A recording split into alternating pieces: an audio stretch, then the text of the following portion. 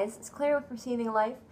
So this is a video that I've been promising for a while. There's a ton of other ones out there, but I just keep it super simple. I am making my homemade powdered laundry detergent.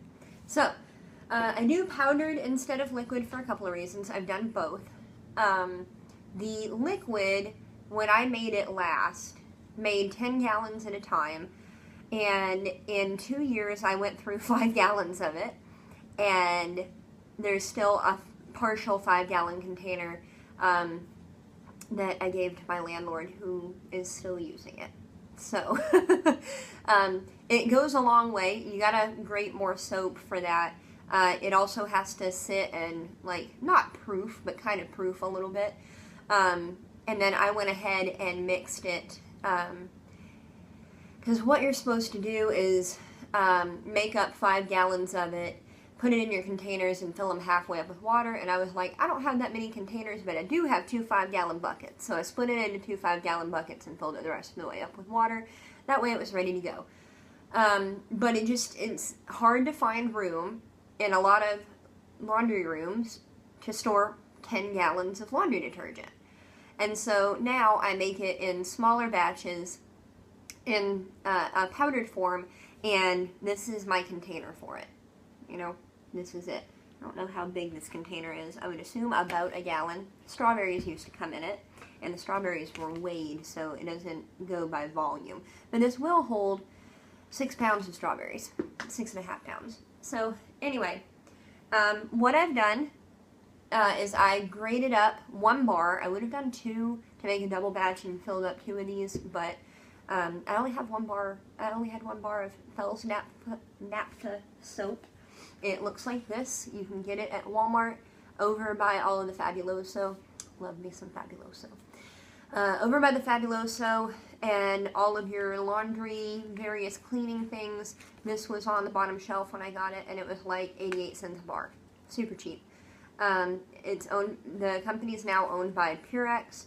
And I've had really good luck with Purex. I've been making my own laundry detergent since high school. And a lot of it wasn't even about, I mean, I was in high school. I didn't worry a whole lot about money at that point, but I'm allergic to everything. So, and sometimes I still break out for no reason. But anyway, I started making it, Fel's Naphtha soap. About in 2013, I bought a bunch of it, of this stuff, because they went on sale 2 for $1. So I bought a bunch, and what I found, this was my last bar from that purchase, but what I found is that the longer you keep it, the more it dries out, and the easier it is to grate, and it just kind of powders up. Like, I don't know how well you can see that. Got some couple bigger chunks in there, but it's pretty powdery. And that makes sense now because I've been looking into soap making more, and apparently you're supposed to let your soap age for like 5 years for it to be its best and its hardest. So, makes sense.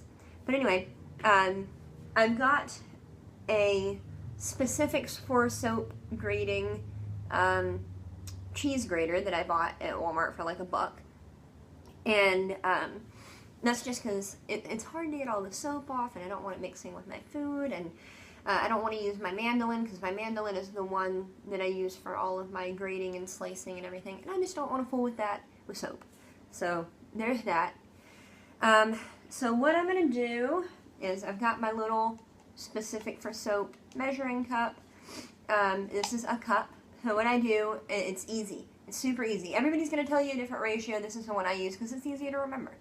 So I take this, 1 bar of soap, 1 cup of baking soda. Some people will use baking soda instead of the super washing soda. I use both. Just always have. No particular reason for that. But I do 1 cup of baking soda. Doesn't have to be super exact. See, I ran out of baking soda. So we're looking at like 3/4 cup of baking soda. You know, just do it. Try not to breathe the fumes. And then I'm going to do 1 cup, if I have a cup in here, of the Super Washing Soda. You can find this over by the Fells Nappa soap and the Fabuloso and everything in the laundry aisle. This is, I've had this for a while, so it's kind of chunky, but I will break that up by hand whenever I go through to mix it. So just dumping that right in there, and there's not that much left, so I'll go ahead and just top that off. Now I've got more things to go shopping for. And then I do 1 cup of 20 Mule Team Borax. Definitely don't breathe this, but, you know, again, just a cup. And this may be totally rock solid. They've been sitting in my basement, and my basement has decently high humidity. Great for starting seeds, not so great for storing cleaning supplies. I'm going to have to work this a little bit. So while I'm working it, I'll tell you that I usually also put in 1 cup of the blue Purex crystals, because I'm not allergic to them. A lot of the Purex products I'm not allergic to, but I just like the control that I have over this, making it myself. So I just added a 1/4 cup or so of this already, and I broke up a little more. So I'm going to get it up to about 3/4 of a cup and then dump it. But I don't have any of the Purex crystals right now. I do have a coupon for them, but it's not on sale, and I'll explain why I'm not jumping out to buy any and when I do my couponing video. So, you know, keep a lookout for that. I got my Sunday paper today. Yeah, this is Sunday, April 2nd, so I don't know when I'll post this, but, you know, bear with me. So I've got all of these in here, and it fills, it's like about 1/3 of the way full. About 1/3. And, you know, I just add the Purex just purely for the smell, so it's not going to affect the cleaning power of this detergent. Now, when I wash my laundry, and I'm going to make a video of that here in just a few minutes, probably going to be uploaded separately, but I take, the way that I wash my laundry, I wash it in the bathtub, so I end up using more water, just because it's easier for me. When I have more water in it, and because it dilutes the powder so much, I end up using just a very scant 1/4 cup of it. If I'm putting it in an actual washing machine, I'm going to use probably 2 tablespoons, because I usually do pretty big loads. You don't need a lot of this stuff. It does a really good job, but we have super hard water here in Indiana, especially where I am in Indiana, and there's just calcium buildup and all kinds of lime, and in some of the places you end up with rust stains. So I always use at least a cup of vinegar, plain white vinegar, as my fabric softener. I'm allergic to most fabric softeners, the sheets or the liquid.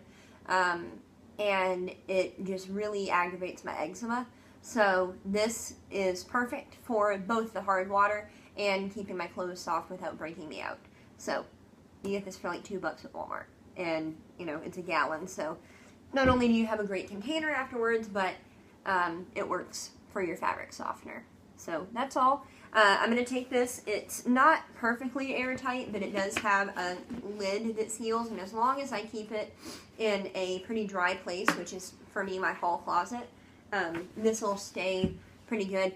If not, and it does get all chunky and together, I just take something, you know, ice pick, or I've used the knife sharpener out of my knife block to break it up. It's fine.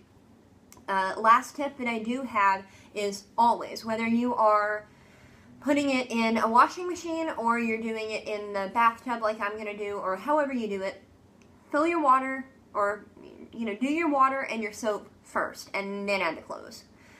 It's really important to make sure that this and other powders dissolve.